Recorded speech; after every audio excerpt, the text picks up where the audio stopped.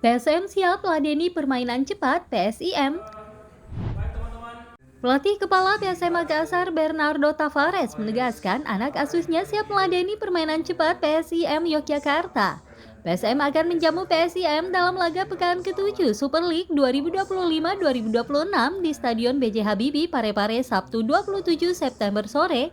Tavares mengakui duel melawan Laskar Mataram merupakan pertandingan yang sulit karena tim lawan punya rekor tandang bagus di awal musim ini. Pada pekan lalu, Tavares mengatakan timnya tampil mengesankan saat melawan Persija Jakarta karena dukungan penuh supporter yang hadir di stadion.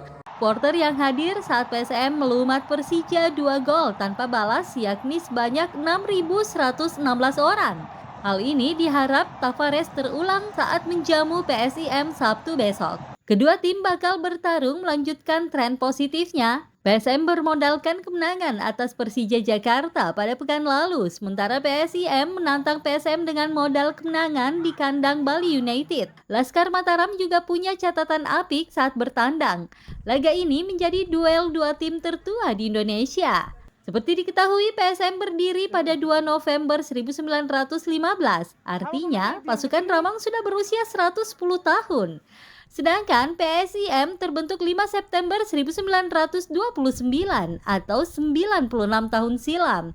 Laga PSM versus PSIM musim ini menjadi pertemuan pertama sejak 2 Desember 2007.